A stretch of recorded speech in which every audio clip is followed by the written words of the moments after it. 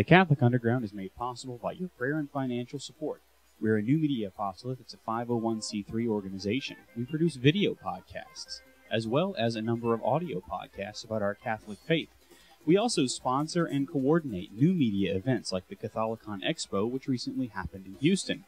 We also do initiatives like the Catholic New Media Institute, which is in development.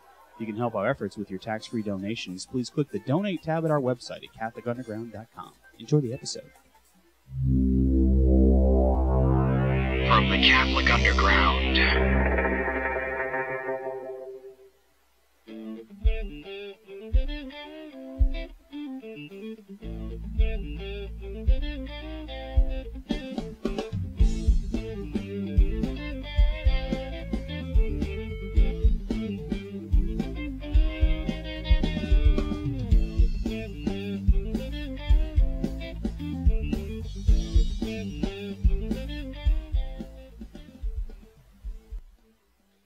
You're looking live at coverage from St. Louis Cathedral in New Orleans this evening as onlookers file through to pay their last respects to Archbishop Philip Hannon, who was the 11th Archbishop of New Orleans, and he's definitely known as the Archbishop of New Orleans. If anybody stops you on the street in New Orleans and asks you who the Archbishop is, usually you will say Archbishop Philip Hannon. Hello there, I'm Father Chris Decker, and you've tuned into the Catholic Underground, which is the podcast, which is where your Catholic faith meets the digital continent. Joining us, Father Ryan Humphreys in Canby, Louisiana. Hello, Father. Oh, and also joining us, Joshua LeBlanc in Abbeville, Louisiana. A little under the weather, but he's here nonetheless. Hello. Alrighty, yes, you are looking. You saw the live coverage there. Brought to you by WLAE Television, and they've streamed it on Ustream. All of those who are going by to visit to pay last respects to Archbishop Philip Hannon. I don't know, did any of you guys ever meet him? Father Ryan, did you have the class where he spoke on the Second Vatican Council? No, I didn't have any classes. I served Mass with him many times, once or twice as a deacon, and certainly had several conversations with him, and it was just wonderful. I spent almost 30 minutes with him when we were both deposited into a sacristy and told just to wait there and everything was in order. So that's right, when you had no time. Goes, so who are you? I said, what can I say? I'm Ryan Humphreys. I'm a seminarian. He goes, it's good. Very good. That's right. Yeah, very man of few words until you got him going, you know. Oh, yeah, then he wouldn't stop. That's right. And Archbishop Hannon had a very, very long list of accomplishments throughout his life. He was known, of course, most famously that's as I don't know what you probably a confessor, but also a confidant to the Kennedy family. He was in the Archdiocese of Washington D.C. for a very long time. He was an auxiliary of that diocese, correct, Joshua? Yeah, that's correct. That was his home diocese, and in fact, he was born and raised in the Archdiocese of Washington. And one of my favorite stories about Archbishop Hannon is the fact that when he died, he requested that he would die in the same bed that his mother gave birth to her 8 children in, and so he was able to. That was his dying wish, and certainly he died in that same bed. Yep. Really, he was an icon of a man. He was an individual, as you said. Whenever you talked about the Archbishop of New Orleans, everybody knew who Philip Hannon was, even with 3 archbishops who came after him. That's right. He was the Archbishop of New Orleans, and everybody knew who this man was. And he served in World War II as a paratrooper. It was a big deal. In fact, I've talked on this podcast before about his book, The Archbishop Wore Combat Boots, and in that he talks about giving John F. Kennedy's eulogy, and talks about how it was such a big deal. Because protocol for a president a president who was assassinated like that would have been for the Cardinal Cushing, to have given the eulogy, and Jackie wouldn't have any say in that. She wanted Hannon to do it, and he said he reluctantly did it. And apparently the Cardinal didn't have a problem. He said no problem whatsoever. So. In fact, WLAE actually had the video posted the other day. I don't know if they still do, of him giving that eulogy. Oh, yeah. Well, And if it's there, we'll put it in the show notes. Yeah, you could absolutely tell he was so amazingly nervous. I guess so. Yeah, a young bishop there, Mhm. and you could just so see that he is so nervous. And he talks about that in the book, being nervous because it's breaking protocol. Certainly, I think a man still in the hearts of many. That's right. 11th Archbishop of New Orleans from 1965, which was right at the footsteps of the council. Really, it had just finished, and He was the last living bishop who attended all 4 sessions. that's exactly right. He gave a class at Notre Dame Seminary that now I'm very, very displeased that I didn't sign up for because I wanted to have an afternoon free. But from what I've heard, that class on the Second Vatican Council that he gave was just was stellar. Now he also entered into a diocese in turmoil. I mean, we think about Hurricane Katrina as being such a big deal in recent history, but he entered and really took possession of his diocese during a horrible hurricane that really, next to Katrina, those are usually the 2 hurricanes that are compared to one another with Betsy.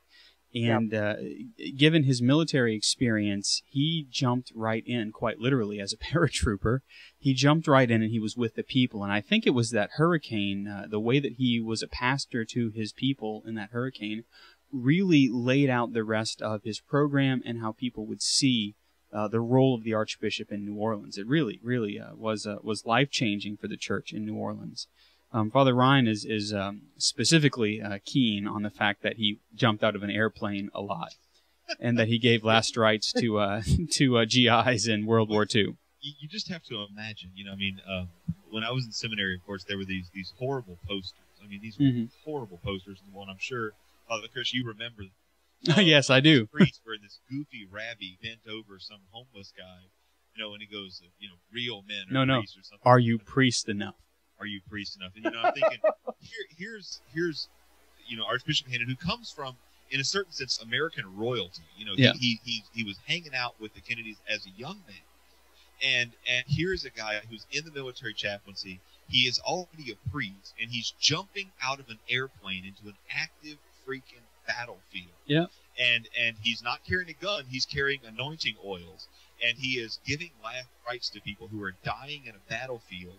And you've got the idea in your head from Saving Private Ryan of what that kind of horror was, and so you have Archbishop Hannon, this amazing man who starts out his career, so to speak, like this, and then he is made an auxiliary bishop. He goes to the Second Vatican Council, and he speaks firsthand about nuclear disarmament, and he speaks firsthand about the role of the laity and the role the laity must have, and he's got he's preaching Kay's funeral, and he's presiding at Jackie O's funeral, and you look then 50, 60 years and forward, and here he is. He's in a television network that he founded, Focus Network, which predated EWTN by 15 years. A good while, yeah. A long time, and so he rides out the storm in his building.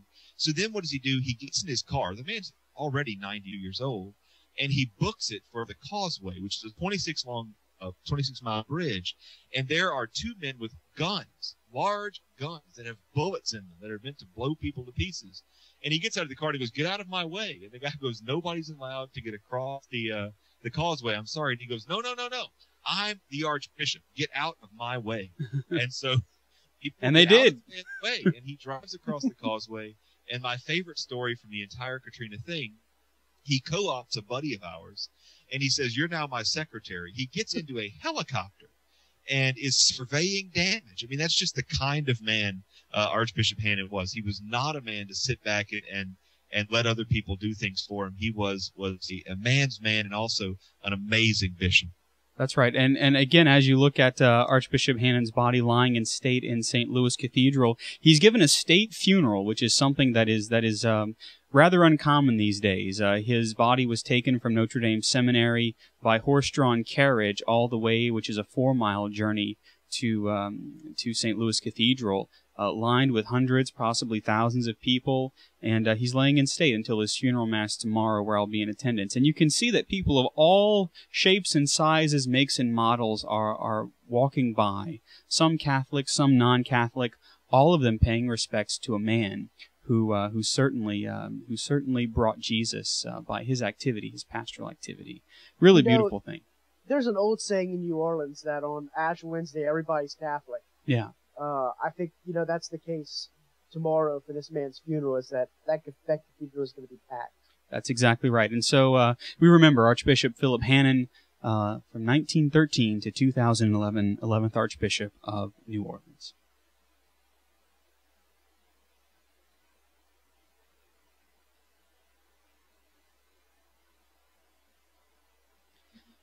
And of course, we move through the first story of Archbishop Hannon's death to another death that is breaking this evening. We received word right before we went on the air that Steve Jobs, the CEO, the co-creator of Apple, I should say former CEO, has also died. According to Apple's words on their website, according to this, Apple has lost a visionary and a creative genius, and the world has lost an amazing human being. Those of us who have been fortunate enough to know and work with Steve have lost a dear friend and an inspiring mentor. Steve leaves behind a company that only he could have built, and his spirit will forever be the foundation of Apple. And if you have Steve Jobs memories, they request you send those to rememberingsteve@apple.com. So this is another big story for us who cover faith and technology. Now, it's interesting to note, we go from Archbishop Hannon to Steve Jobs. Steve Jobs, not a Catholic, for all intents, not a Christian either, correct? Right. He became very, very enamored of the Indian faiths. Mm-hmm. And while he never officially became a Hindu, always was very, very close to the Indian mystical gurus. Mm-hmm. And so it's interesting that we, of course, on Catholic Underground are covering this, because you might be asking, well, why would this make such a big deal for you? Of course, it's not just because we use Mac products, but one of the things that's very important, and we often perhaps toss it out of the window, is that we have to pray for even those who do not know Christ. And that's why we pray. We mentioned Steve Jobs tonight, not just because we recognize him as visionary, but because it's also important to pray for his soul. No, absolutely. It's important to remember. It's important to remember that even though, there's something to be said for the fact that even though Steve Jobs was not a Catholic, and again, for all practical purposes, wasn't even a Christian. In fact, I'm looking at a Wikipedia article that calls him a Buddhist. Mm-hmm. But for all practical purposes, you have to recognize the fact that this man will share, at least in some way, in the fact that his devices could certainly have brought people closer to Christ. That's true. It's certainly the fact that people are using a device he created, the iPhone, the iPad, mm-hmm. to pray morning and evening prayer or as a missal or any of those things, certainly he will share in that merit somewhat. It's interesting to think that a man who created a device that is also offering us the breviary, that can be a source of merit. Mm-hmm. It certainly can. And you have an interesting question, too. Steve Jobs was coming up at Berkeley in the 60s. Kind of the definition of it doesn't matter what's true or what's false, just overthrow everything that's established. And you have a guy who, whether or not we were a Christian podcast, we would cover him because this is a man who literally changed the world. And did it in many ways single-handedly. Yeah. And whether or not he was a Christian, he deserves, at some level he deserves a recognition of that. But perhaps even more than deserving it, here's somebody whose legacy is of utmost importance, mm-hmm. and it's extremely valuable for us to look at him, to see him as he was. If we could point out virtues, then we should point out virtues. Mm-hmm. And if we see vices or failures, we should point those out as well. And we should also encourage one another to pray for everybody we encounter. I have a grandmother who's a little wacky, and I certainly we're going to continue to pray for her, even if she is not particularly Christian Catholic or anything else in between. Steve Jobs is one of those men who, together with Steve Wozniak, he gave us, let's just listen to the list: personal computing, the graphical user interface, the mouse, the all-in-one computer, the iPod, an online media store that actually makes money, the modern smartphone, and the only tablet worthy of the name, as well as almost 300 other patents that are for things that we consider so basic. Let's not forget fonts. Were complete break. Yeah, fonts, the laser printer.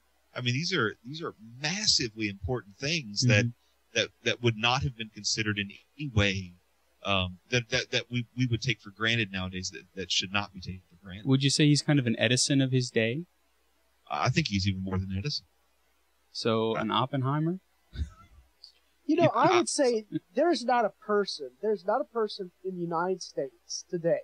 I would venture to say, I wouldn't say the whole world, but I would at least say the United States, that was not somehow affected by what Steve Jobs did in this life. I mean, I know growing up, my first typing experience in typing classes was on an Apple IIgs. I think everyone at some point used the device. Either they owned one or through schools or somewhere, used a device that Steve Jobs manufactured or came up with. Yeah, I think you're right. There's not a one of us that didn't use an Apple II or something of that nature. Well, and don't forget Microsoft, as has been pretty clearly, made clear. Microsoft just stole everything they've made from Apple. Yeah. Up to and including Windows 95, that was all just outright theft. And so Jobs was fond to point that out. Right. Well, I mean, the graphical user interface, the idea of multitasking, these are things that even if you used a PC, you effectively use technology that Steve Jobs and Steve Wozniak made possible. Yeah, it's very true. As a correction, Apple stole the graphical user interface from Xerox, but that's all another. We should be clear that Apple went to them. They were given permission to take that material, and then they turned it into something meaningful. If Xerox had not been filled with boring old people, then possibly we'd be looking at a different story. But I think it is worthy to see that Steve Jobs turned it into something other than an interface for a copy machine. And to say nothing of Pixar, of once he was booted from Apple, going online with Pixar. And absolutely, very instrumental with that. He made Toy Story, one of the greatest movies, certainly the greatest animated movies, arguably one of the greatest movies ever made. Mm-hmm. Steve Jobs was directly responsible for Pixar's success.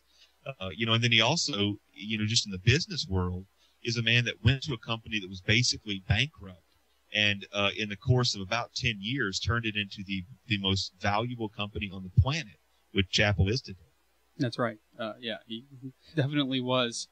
He was something else. His family said that he died peacefully after a very long battle with pancreatic cancer. Now, he claimed to have kicked it, have had several surgeries and things of that nature, but apparently it did, as pancreatic cancer always does, claims the life.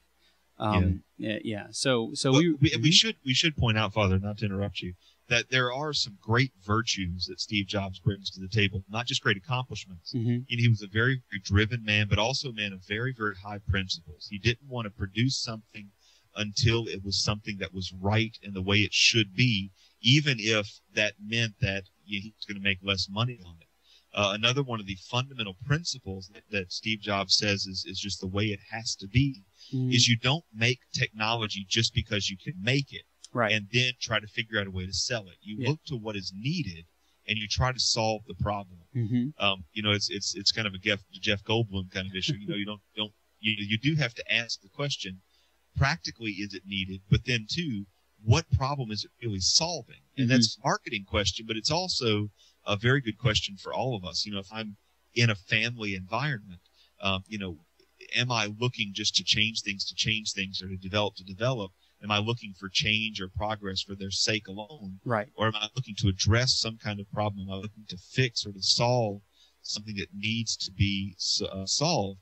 And that's a question that a lot of us could really do to answer in our own spiritual and physical lives. That's right. So it's a beautiful thing whenever someone who we wouldn't necessarily consider a Christian or certainly even a Catholic does practice virtue. And does practice, things that we would certainly paint with a very different brush had he been a Christian, But still, the fact that Jesus can shine through, even in the midst of that, is really something. And that harkens to what the church has always taught about world religions and things of that nature. And St. Paul, too, right? If there is any good in any of these things, think about them, dwell on them, and imitate, Paul says imitate me, but imitate Christ. Mm-hmm. And that's a very beautiful thing. So we remember Steve Jobs, 1955 to 2011. We're going to take a little short break. but we'll be right back.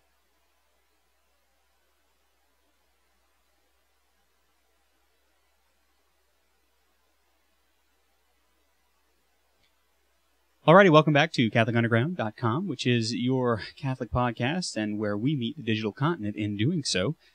Someone put in the chat room, I listen to CU on my iPod, so I'm grateful to Mr. Jobs. Yeah, well, we're very grateful, too. Now, I don't know if you were anywhere near your television, or not your television, but your computer, but it turns out that the new iPhone 4S, not the iPhone 5, is out and about. And Father Ryan, how did you feel about it? Because you listened to it live. I listened for an hour and 40 minutes. An hour and 40 minutes? Anything. Yep, you'll never get that time back. and was there anything important said? Minutes, I said, I'm never getting this hour and 40 minutes back. It was a long, boring presentation in which a couple of good things happened. The iPhone is going to get a better camera. Of course, we're all going to see iOS 5, which has a lot of great features. iCloud is coming. And for those who want to buy the iPhone 4S, even though AT&T is not going to give you any kind of subsidy to do it because nobody is at upgrade level yet, no. The iPhone 4 will offer you a voice assistant that Apple is calling a beta, which has never been done before by Apple. I'm just deeply, deeply unimpressed. Now, were the these upgrade to the I just have to say this because it's so stupid. Uh-huh. The upgrade to the iPod Touch is that it now comes in white. Ooh. I was going to say, were there any other updates to any other Apple hardware? That was it. No. They made some very minor changes to the shuffle, where it has some extra watch faces now. Now, of course, the iPhone 4S comes out in the midst of Microsoft announcing that they will no longer support and manufacture the Zune. Right, which is actually not as depressing a story as it seems. No. Because the Zune gave us the Metro interface that Windows 8 is based on. And so actually, I'm super excited about the Windows tablet that's coming up, and Joshua can rejoice in his own time. Nope. It's a fantastic interface, and one that I'm actually very excited to see a Windows 8 tablet come out that I can go play with.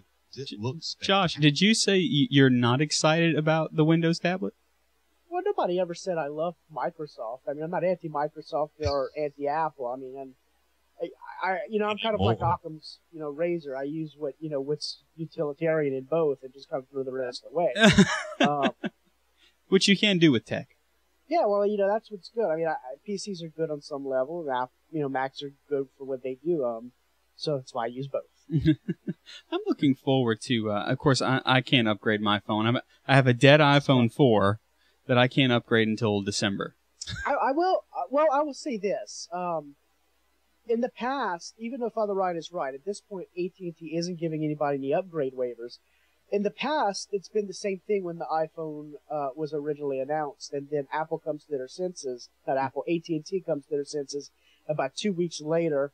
At this point, they're going to have to do it before Friday, but generally in the past, this has been the case. I know whenever I went to upgrade from my 3GS to the 4, it was the same thing, but then then AT&T went ahead and moved the upgrade date up for everybody who had an iPhone. So I think everyone is fully expecting they're going to do the same thing at this point for the 4S, is that they're going to move that date up before the impending because that could really affect sales. Friday. That could really affect sales. Well, it could, because especially at this point, when you look at the price differences of almost a few $100s, at that point, it's actually cheaper to cancel your contract with AT&T and pay the termination fee, and then go over to Verizon. Well, that's true. And get it at a cheaper price. You save money doing that. So it's in AT&T's best interest to do that, and I think they will. Yeah, well. Now, but that being said, the hardware-wise, I didn't think it was actually that great until I actually watched a few Apple videos today. They put out about, what is it, Siri? Is that what they're calling it? Yeah, that's the company they bought a year ago. And it's actually kind of amazing. Yeah, I would really, that's what I was going to say, is that's one of the things I'm looking forward to, is the Siri thing, where you can ask questions like, well, what's the weather going to be today? And just like Majel Barrett Roddenberry's voice, who I imagine is being the voice of Siri, the weather is going to be a balmy 22 degrees Celsius, if that is indeed. Actually, if you got to hear the voice, it is the same voice that voice control does. Oh, really? Well, Yeah, that's it's unfortunate. The same exact well. voice from voice control. Well, and it's also going to require, at least right now, it's going to require the internet connection. oh. So you're not going to be able to just have it, like out where I am, over Edge, and expect to have any kind of real service from it. Well, that's unfortunate. But there are some very, very nice side stories that came with it. Mhm. One of the very best ones is the iPhone 4 is going to cost you $100 now. Yeah. If you want to get that, and the iPhone 3GS is going to be free with contract through AT&T. Also, Apple is going to be offering the iPhone line on Sprint as well as AT&T and Verizon, and it's going to be one phone. So even if you're a Verizon customer, that's going to be a world phone for you. So you go to Italy, or you go to France, or you go to Germany, the phone will start using the other band, not the CDMA band, but the GSM band. And you'll pay roaming, of course. Yeah. But you're not going to just be out of luck. And so there are some very nice associated features. That's the real problem, though, Father Ryan. I don't know that that's going to be the case, because they're saying it's going to be a world phone, but the issue is the phone is still subsidy locked. So just as if you have a world phone, if you have a Nokia world phone, and you go to you can't put another provider's SIM, especially if you live in the United States. So the biggest problem is that even if you are an AT&T subscriber or a Verizon subscriber, should I say, and you go over to Europe and pop a SIM in, you're not going to be able to use it because it's going to be subsidy locked to Verizon, which I think is horrible. Well, right, but now if you're a Verizon customer and you go over there, your phone does nothing. It's just a brick because there's no GSM antenna. Well, I realize that, but you have a GSM antenna, but if you can't put a SIM card in it, it won't recognize it, then it's still a brick. But you could use it. You could use it roaming. So if I were to go to Rome, I would be able to. It costs a fortune, but I could turn on the $100, to use data roaming, and for that month, and I'd be able to get data roaming. So that feature remains intact, although it's not going to unlock.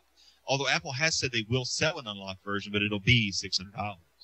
Yeah. Which is tempting. I mean, not that any of us ever have the money to spend on something like that. But that's a very tempting thing. If you are a traveler, it would seem to make sense. But yeah, we'll see. We'll see. Yeah, I mean, it wasn't all that exciting. Amazon's launch was crazy exciting for me. I don't know if anybody followed that, but Jeff Bezos, who was trying very hard to imitate Steve Jobs, rest in peace. He came out there and he launched what amounts to 4 different Kindles. There's 3 flavors of the regular Kindle. So you have the regular Kindle, you have a keyboard Kindle, and you have a touch Kindle. And so each of those, is kind of your classic e-ink device. And then you have the Fire, because what does Kindle do? You Kindle Fire. And you cook with fire, and, Benny Hill, So anyway, Sure. They're launching a tablet it's basically the BlackBerry Playbook, same hardware. But it's a way to get at Amazon's media library. So all your books, all your movies, all your cloud music, your apps, all your Amazon App Store, all of that stuff is on a really sharp-looking tablet, as well as a very, very interesting new browser technology that Amazon rather just really blew everybody else out of the market. That's the right now, Silk, it's called the Silk browser. But basically, the way it is right now is if you're not Apple and you're not Amazon, your tablet is meaningless. It's great. Which I think people are starting to pick up on. So if you had a tablet, there is one last question in the chat room. Is there a big battery life? I don't think there was any huge increase 4S? On the 4S. They talked about an increase of maybe 1 or 2 hours over whatever the numbers were previously. Yeah, I didn't think there was going to be anything big because battery technology is what it is. It moves at its own time frame. Ironically, so if you had an iDevice, would you go into your own 4-person Ark and bring it? It looks like a giant tennis ball, but a Japanese company says its yellow capsule could be the key to survival if the country gets hit by another powerful earthquake or tsunami. Dubbing its survival shelter Noah, Cosmo Power calls it a modern miniature version of Noah's Ark. It's large enough to hold 4 adults, floats in water, and is made of enhanced fiberglass, which the company says is strong enough to withstand tsunamis, earthquakes, and even hurricanes. Breathing holes on top and a small lookout window add to the comfort. So, $4,000 a piece. You gonna buy one? The answer is no, Hal. I can't see. I mean, I'm looking for pictures. They don't have any pictures of the thing, but this is just to me very funny. That, you know, at least it's something biblical, right? I guess. I mean, as much as a tennis ball is biblical. I don't recall there being any tennis balls listed in Scripture. I have to get a concordance. I don't know. Joshua, would you buy one of these yellow pods? Yeah, I'm going with no, Sheldon. Even though we're in a hurricane-prone area? Yeah, I'm going with no still on that one. Oh well, I had to try. That was kind of a flop for a segment, but we're gonna move on. It looks like. I mean, come on, guys. You know I'm trying here, and all you give me is no, yeah. Yeah, okay, can I change my answer to yes? No, you can't. No, it's okay. too old. Can't do it. All right, moving on. The Pope stole fizzy lifting drinks. No, he stole some ideas from Father Ryan, actually. And from Catholicon, and we're not going to fault him, because as it turns out, he's right, or we're right, or we're both right. He's also the Pope. He's also the Pope. That's right. Yeah, I guess I should yeah, somebody's got to make up for that last huge embarrassing failure. So at Catholicon, and thank you very especially to Josh LeBlanc, who insisted that on Saturday morning we have a traditional Latin Mass as opposed to the extraordinary form, as opposed to the ordinary form, which I had advocated for. And through a series of random events, in no way assorted with a lemony snicket, I ended up offering that Mass. And so when I got up to preach the sermon, I began with something along the lines of, I imagine most of you are wondering why we're having Mass in a dead language, and that's Eucharistic prayer is said silently at a conference about social communication and media.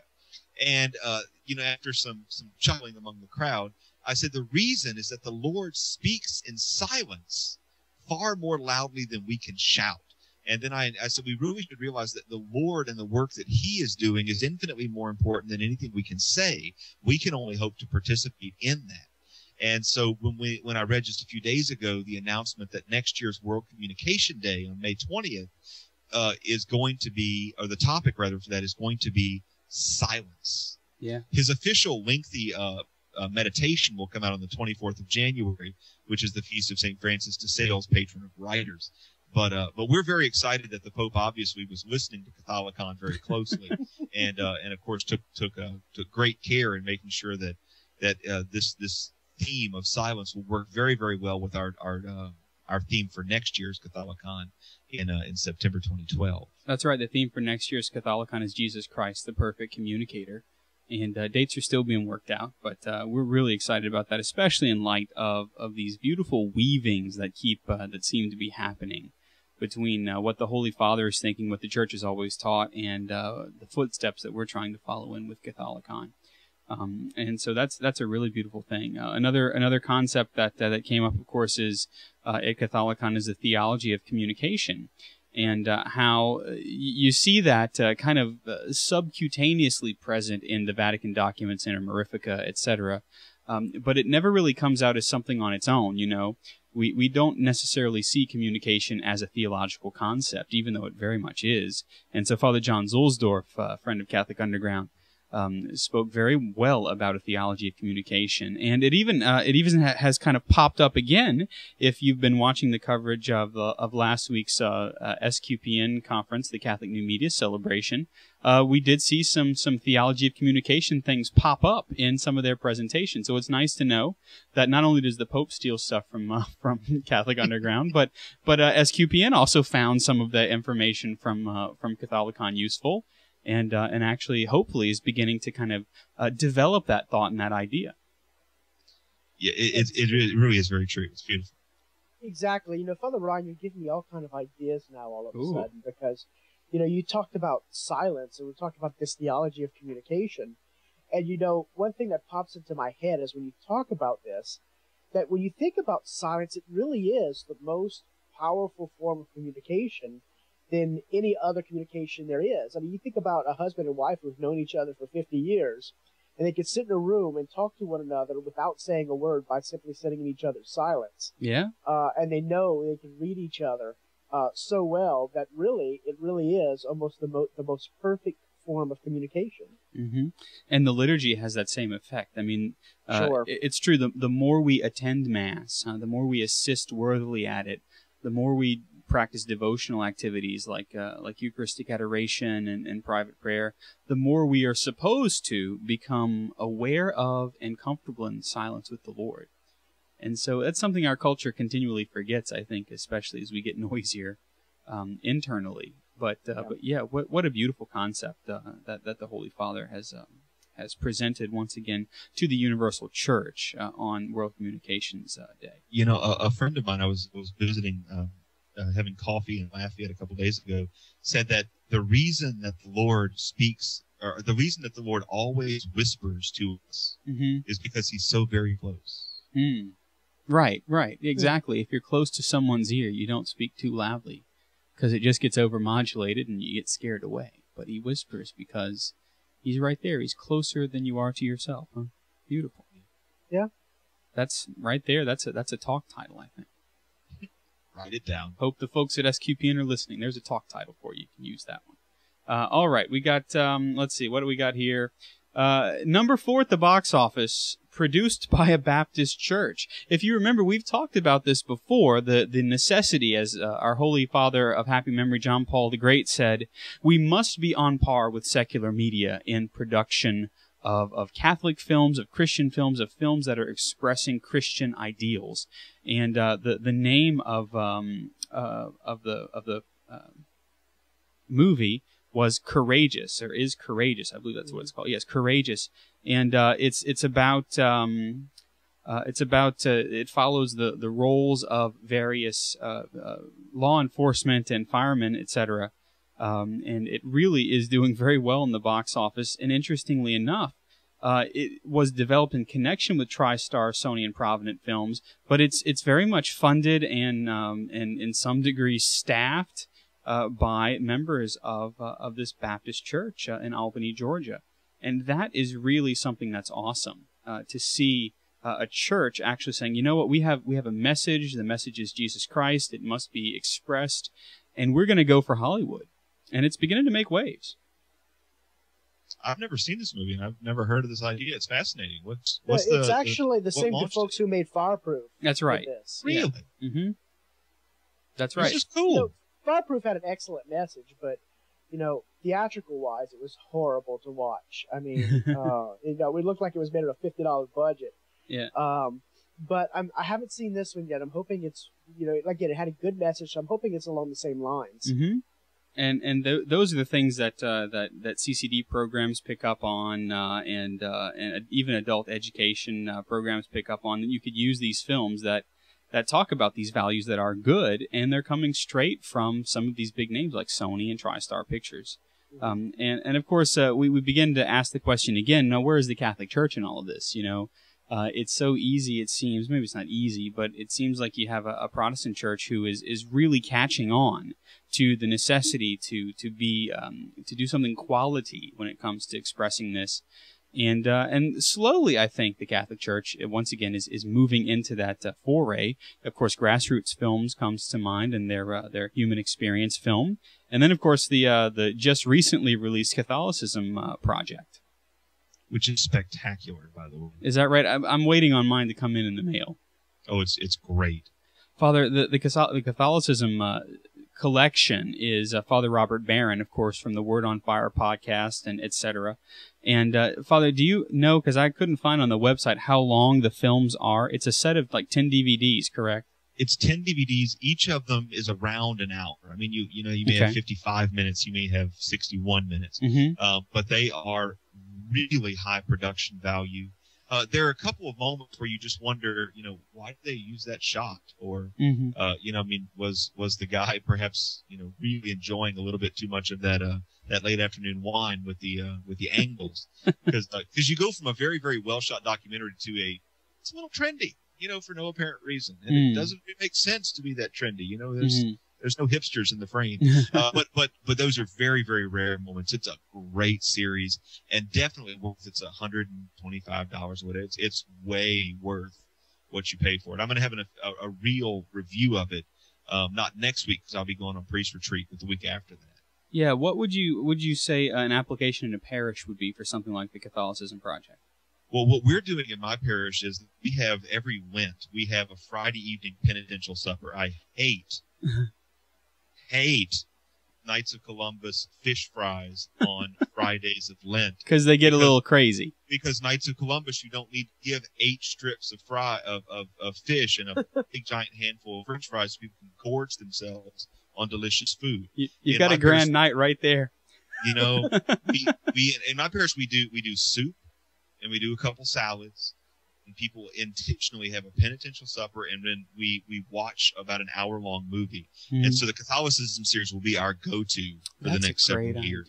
That's a great idea. And it's perfect. Of course, you could use it for CIA. You could use it CCD maybe for older kids. Mm-hmm. But I think it's just really good as kind of a go-to video when you need to get the parish together and have them, you know, do something for an afternoon or an evening, and it's something that involves, you know, some real penance during Lent. It's Columbus stop frying fish and fries. We eat on suppers. You know. There you go. So the call goes out again to Catholics is to start making and continue making good films that aren't just good in the parish, but are also good on the big screen, because that witness is so very important. Hopefully, the production value of Catholic Underground is slightly increasing as we go on. I don't know about that. Also, you take 2 steps forward with good Christian values, and then 2 steps back as the BBC removes Christ from history. They've opted. That's the wrong button there. They've opted to. Sorry, my fault. They've opted to stop using BC in favor of the Common Era. You know, that BCE type of thing, right. Rather than using. What we normally would use as BC before Christ, and AD, Anno Domini, in the year of the Lord. And not only has L'Osservatore Romano come out against this in an article, but also a couple of officials in London who have to watch the BBC have come out against it, including, I believe, the Lord Mayor of London as well. Numerous BBC hosts. They've all said, yeah, this is just absurd. In fact, L'Osservatore Romano called the decision senseless historical hypocrisy. And so, yeah. One of the things that, let's see, Scarafia, who was the journalist who wrote on it, notes that the world changed after Christ, and knowing God who transcends nature made it possible for the peoples of Europe to discover the world and for scientists to begin the experimental study of nature, which led to the birth of modern science. Why deny, then, civilization's cultural debt to Christianity? There's nothing more anti-historical and senseless, as Jews and Muslims have clearly understood. It's a matter of reason, not of faith. That's a very interesting point. Mm-hmm. Very interesting point that's made there. So, what would you say? I don't know, Joshua, do you use BC still? I mean, I don't know that you have to notate things very often, but... Yeah, you know, I remember this was a big deal back when we were at St. Ben's, because most of our textbooks were starting to move to this. Oh, the Common Era thing. This whole Common Era thing, and it's clearly exactly as the Vatican statement said. It's an attempt to remove Christ from history, but yet at the same time, we're not going to remove him completely from history, because certainly, it's no matter what you call it, 2011 Common Era, it's still 2011 year of our Lord. It's certainly time started being marked at the time of Christ. So no matter what you did, change the name of it. It's right. Certainly, it's just ridiculous. I mean, there's no other way to talk about it. I just don't understand why you would invent a new way to say, why? Because if you do this, then it's hurting those who don't believe in Christ. Come on. That's right. That's right. So, you know, if you have a textbook that has BCE, you can just scratch it out. I'm sure your teacher wouldn't mind. No, I would not advocate that. Remember, all textbooks now are digital, so, you know, it's kind of difficult. Yeah, it's difficult to scratch. Yeah, there's a blonde joke in there. Just put duct tape over the entire screen, and you'll be fine. Yeah. There you go. That's right. Moving on, the bishops of the United States have issued a warning that their 2007 statement on voting and the political life of Catholics must not be misunderstood to justify voting for a candidate who stands opposed to Catholic teaching. This is very good because I actually remember having to preach on this, and as I'm preaching on how a Catholic should vote, even the wording from the United States bishops was very ambiguous. in that wording. Imagine that. Yeah, well, and so this was Father Ryan. This was a warning, correct, and a clarification. Right. They say that the document is not intended to be a voter's guide, of course, but this clarification does create two categories of public issues. There are those categories that are intrinsic evils, those topics that can never ever be justified, and then there are serious moral questions which call for prudential judgment. And while the bishops don't really pull the trigger and list which issues go in each category, they do list 6 current and fundamental, quote, pressing national issues. They include abortion, efforts to coerce Catholic ministries to choose between violating their consciences and ceasing their services. This is adoption to gay couples, for example. There's intensified efforts to redefine and undermine the nature of marriage, an economic crisis that leads to unemployment, poverty, hunger, and debt, an immigration system that's pretty messed up, and then also all the wars in the Middle East. Interesting. And so this is, it's interesting that the bishops are finally, I can't say finally, the bishops are moving forward into the public square rather than just kind of standing on the outside of the ring. And that I find very, very courageous of them.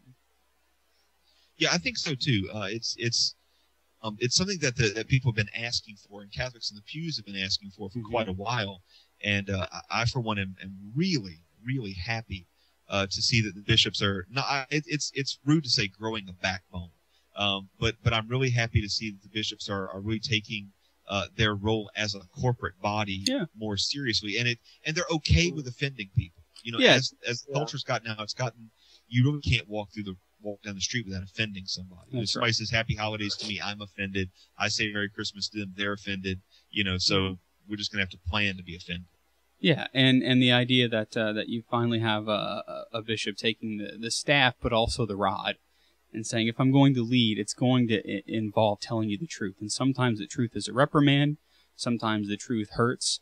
And it's also fascinating that we find ourselves, at least the Catholics who are truly, truly, truly trying to follow and to form their conscience properly, rather than just 30 years ago, keep out of my bedroom, keep out of my love life, keep out of my political life. Now Catholics are saying, no, I want to know what I should be doing in my bedroom with my spouse. I want to know what I should be doing whenever I'm at my job site. I want to know, as a Catholic, how I should vote and what are some of the ways to form my conscience. And that is a beautiful turnabout, I think, that's happening also in our country, even as we look down the barrel of so many different issues, and people are in various stages of unrest. I mean, if you just look at what's happening on Wall Street right now, both inside the building and outside, Absolutely. Huzzah. All right. Let it be written. We've got nothing else. Yeah. Has liturgical renewal... I don't even know how to launch into this, Father. And can we do it? We've got plenty of time to do it. Has liturgical renewal inadvertently revived the Donatist heresy, you ask? I'm sure everyone in the chat is like, I've been asking this every day of my life for the past month. Finally, some podcast is going to address it. Yeah. I just found this, and I started it when I was reading Google Reader and thought it was funny. Many people will remember Malcolm Muggeridge, who was one of the great journalists. Fascinating last name. World. And his daughter, Anne Roche Muggeridge, claims that she used to become kind of a Catholic speaker and just a commentator on world events. So she says that the radical shift in the liturgy in the 70s, and then the pushback that created with Archbishop Marcel Lefebvre and the SPX often fostered a situation, and I think we can all attest this is the truth, in which the laity were judging for themselves whether or not the Eucharist was being validly convected by this or that mass. So you would go in and you would say, oh, it's a clown mass. That's not really the Eucharist.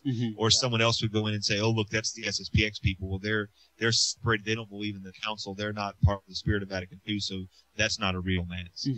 And there would be this situation where, just like the Donatist heresy way back when, people were looking at a situation from the outside in and saying, I hereby judge by my baptismal rite that was not a real sacrament. That person wasn't baptized, or that person did not really have their sin forgiven. And it really raises an interesting question about that heresy and the fact that even priests and bishops are not like they're immune from it. Right. It's easy for me to very pompously sometimes look at a situation and say, I don't know if Jesus is actually there. Because when I was at Prom Sucker, a missionary came in and offered the Mass, but then used different words for consecration, did not use the formulas for consecration. And so, I, as the priest, honestly didn't know what to do. Should I reconsecrate? So what I did is I consumed all those hosts because I didn't know whether that was Jesus or whether it was just bread. And it really is at some level, that's become a fairly common thing for some people. Yeah.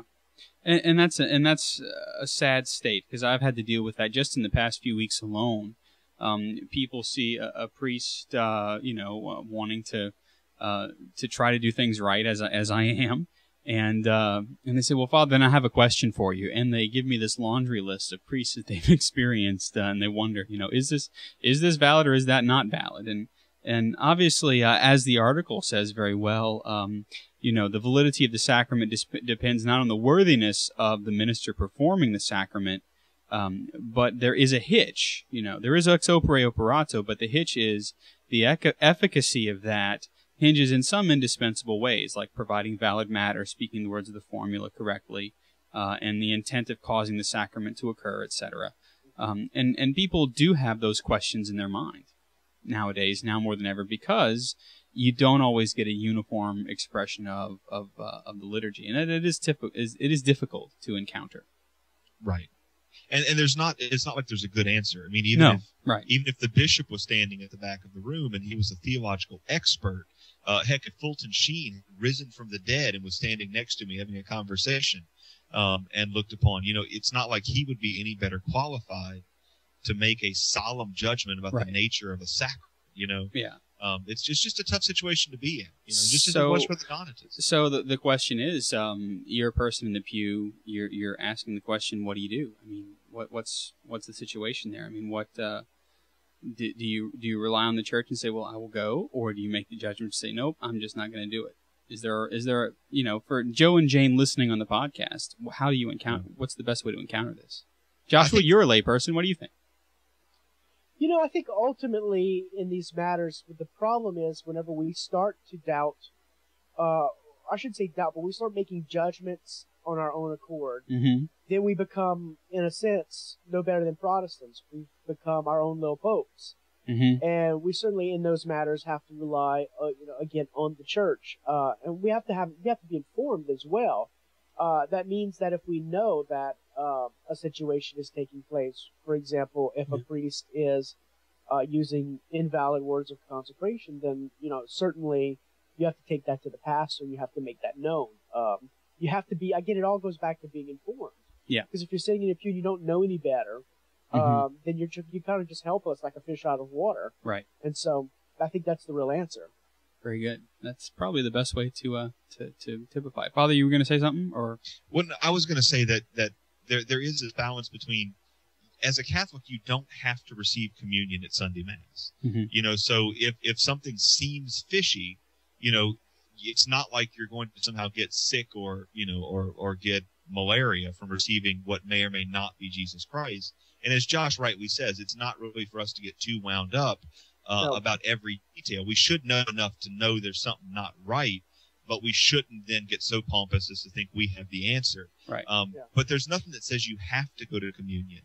And so if things do seem fishy, I don't think there's a problem with saying I'm going to abstain from communion until I have a chance to talk with Father Right. Or perhaps even to speak with the bishop if I'm in a smaller diocese, and kind of get my conscience set at ease. I don't think there's anything wrong with abstaining, but we do have to be careful from taking the extra step to saying, therefore, I'm going to be able to judge whether or not this is Jesus. And I honestly, Father Ryan, I think the bigger concern isn't so much the reception of the Eucharist, because if, whether you receive and if it is Christ, then great, you've received the benefits of it, it. But if you receive it, it's not Christ, then really no harm done. But the bigger concern in my book is the fact that we as Catholics are obligated to assist at the sacrifice. Mm-hmm. And if a priest does not use the correct words of consecration, then the sacrifice itself does not take place, which is more of a concern than the communion issue. Right. Yeah. Rick G. in New York in our chat room says, is it sinful to receive the bread if you strongly expect it to be invalid? The answer is relatively difficult, but I would say that it is not sinful to receive if you strongly expect it to be invalid, unless you are really well trained and you can actually go down the list, as Josh previously did, and said this and this and this and this and this did not take place. If you can prove that something is illicit and you participate in it, or rather I should say, if you can prove that something is invalid and you participate in it, then it's a sin. If you think that something is illicit, then and you participate in it, it's venial. It's very confusing. Josh, do you have a clear way of saying that? I think the short answer is no. Yeah, the clear way I would put it is, certainly, if you have an inkling, then again, you have to. The requirements for sin. Certainly, you have to have full knowledge. You have to have. It has to be grave matter, and the last piece is that it has to be intentional. It has to be of the will. Of this case, if you have an inkling that something might be invalid, it's certainly different than the case of you going to a mass where a priest or for someone who isn't a priest, or for example, Pope Michael in Kansas decides he's going to have a mass. We all know him. Lucian Papa Michael. You just know he's dead. You're thinking of Michael Bawden. Oh, I'm sorry. Pardon me. Yeah, Pope Michael's dead. Well, my point. No slate for him. If you go to a mass where you certainly know without a reasonable doubt that what's taking place is certainly invalid, then have you committed a sin? Well, certainly, because simulation of the sacraments and participation in the simulation of the sacrament incurs a penalty. But the case comes down where if you attend a mass and maybe Father doesn't quite get the words of consecration right, or forgets to consecrate the chalice, or any of these things, everybody still goes forward and receives communion. Have they committed a sin? Well, I would in my best guess say no, because you have done nothing of your will to push that. It's not like you've gone to this mass in the hopes that Father would commit an act in which that would be invalid. But certainly if you know beyond the shadow of a doubt, because you are trained, that Father did something where he completely missed the words of consecration, first of all, in that situation, what I would do is I would stop the Mass and tell Father, you've made a mistake, you need to go back, because certainly stopping Mass and making a ruckus is more beneficial for the souls there than simply just letting you go on and saying, I'm going to be quiet. It's not like Father's, taught a slight heresy during his homily. He's, put the welfare of everyone there in jeopardy. But that's what I would say, is that as long as you are not intentionally participating in something that to be invalid, then you're okay. There we go. So hopefully that provides probably more than enough information, which we tend to be very good at providing, a little bit more than enough. But that's very good. A good little discussion there. And of course, it's always important to truly try to form your conscience and to become, as Father Ryan says, one of those informed people that know why you believe what you believe for the sake of your own soul. Yep. All right, we're going to move directly in. I was going to do a little bit of a break, but, well, no need, because we can go right into the CU Pick of the Week. And for our first CU Pick of the Week, we go to Joshua. Actually, I've decided to abstain from a Pick of the Week this week. I was sitting trying to come up with one, And then my wife, Annie, leans over to me and says, well, my pick of the week would be XYZ. And I said, well, that's good because I'm going to give your pick of the week this week.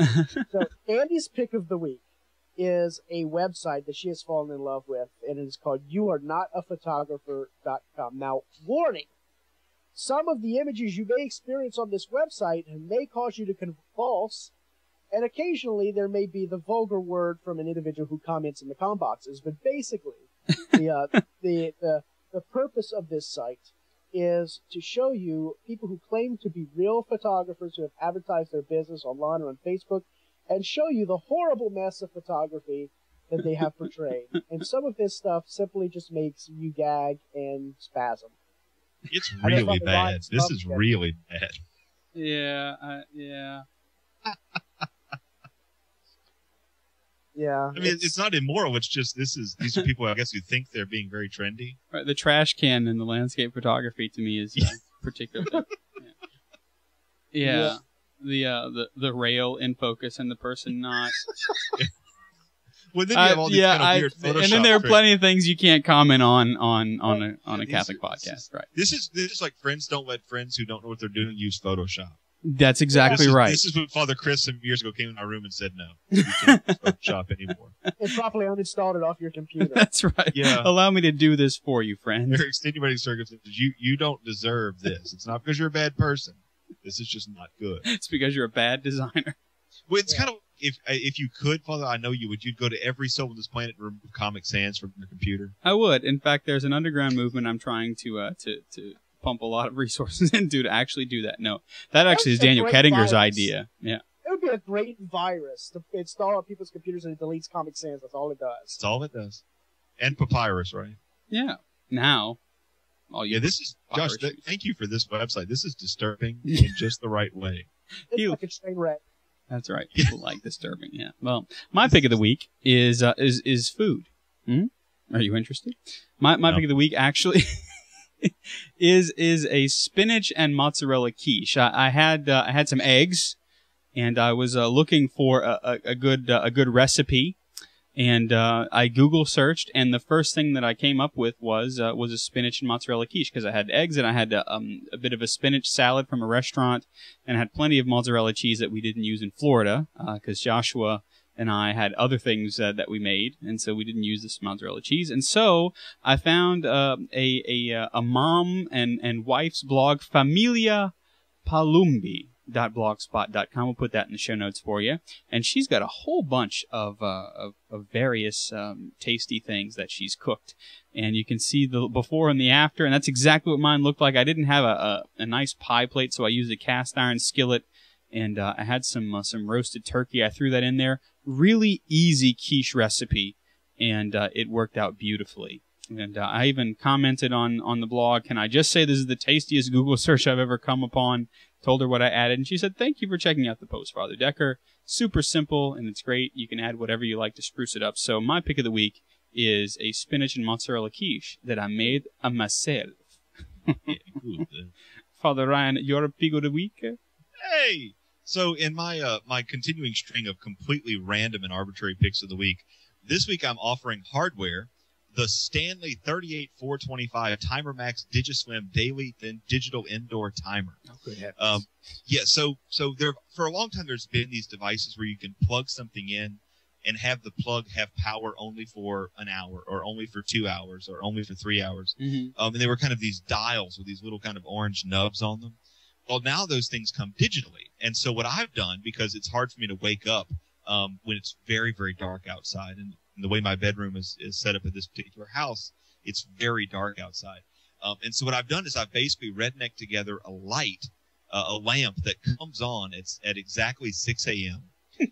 And so it simulates for me the, hey, get out of bed. The blistering sun. And so what happens is I have one kind of little alarm, an app on my phone that starts waking me up at 5:15. And then I have the buzzing, humming, rank, wake up sound at 5:55. And then if I'm still not up, the light blasts in my face at 6. And so, you know, it's pretty intense, but at the same time, they were very, very inexpensive for what they were. And they have done exactly what they proclaimed that they would do. And I think 2 of them are maybe $15, but it's a really cool little device if you need to make light work, or if you need to make a sprinkler system work, or whatever. It's a very cool thing, and so definitely check it out if you have need for the Stanley Timer Max DigiSlim Daily Digital It's Indoor. pretty cheap for a 2-pack. $12.93 for a 2-pack. Father Ryan, it's really not redneck until you got a floodlight connected up to that thing. He does. Well, it's a work light, if that counts. I've seen it. It's pretty bad looking. Yeah, and I don't mean bad in a good way. Now you need like a 500-watt floodlight that just blows light all over Like creation. a Q-beam. Yeah, there you go. Speaking of floodlights, do you have an audible pick of the week? You know, I do. Let me bring that up here. The audible pick I'm going to pick this week is actually from someone that some people may be scandalized by, but I think he's great. We'd like to thank Audible.com for their sponsorship of the Catholic Underground. Audible is the world's leading supplier of audiobooks and spoken word digital audio. So if you surf over to audibletrial.com/Catholic Underground, you will get 2 weeks free. You're failing there, Father. The gold plan is what we want you to sign up for. It's going to offer you 1 audiobook every month, and it's going to give you access to tons of free and discounted materials that includes books, magazines, even daily newspapers like the Journal and the New York Times. You can turn your commute or your time at the gym or your yard work into something really meaningful. And so the book I'm going to recommend is The 7-Story Mountain by Thomas Merton. Now, this is early Merton, before he kind of got involved with Zen Buddhism and other crazy stuff. Mm-hmm. The 7-Story Mountain is a really good spiritual meditation from a real kind of deep monastic tradition that grew up and thrived in the United States of America. The book is only 2.5 hours long. It's a good way to kind of get started on reading audiobooks, and it's very cool. It's worth reading. And so we want you to go to audibletrial.com/Catholic Underground. They're going to give us free money if you give them your money, and you're going to be helping us out, and you're also going to get a chance to enter the world of audiobooks with an excellent classic spiritual. Very good. He means classic spiritual writer. Or spiritual classic. Or I also said you get 2 freaks week. I think a classic spiritual would be Swing Low Sweet Chariot. I think that's... You could burst into song, Father, if you wanted to. No, I'm not allowed. Not in this hemisphere. Thanks to all of you who have donated. We thank especially our anonymous donor donating. Wow. The top. We thank the guy for giving us money for that Mac that we just got. Mac. Sorry, Father Ryan's coming to you on a new Mac Mini, and we thank our glorious anonymous donator. Oh, is that why he sounds so good? Well, it's why he looks so good. We're trying to figure out what the audio issue is, but it's not this Mac because I checked it myself. So, at any rate, we thank you for all of you who do donate to keep us on the interwebs. All right, if you want links to our Twitter feed, our Facebook page, and if you want to view live video throughout the week, you need to go to CatholicUnderground.com without delay. You can also subscribe to all of our video and audio podcasts that way.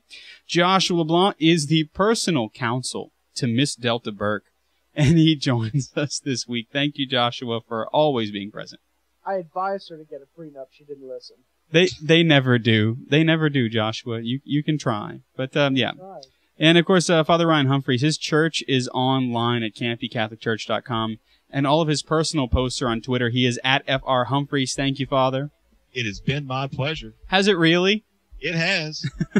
And you know me. I'm Father Chris Decker. I'm a priest of the Diocese of Baton Rouge. We want to thank you. Of course, you can follow me on Twitter, too, at Digital Catholic. We thank you for tuning in and hanging around with us on this digital continent. We're Catholic Underground. We're Faith Gone Digital. And we will see you next time.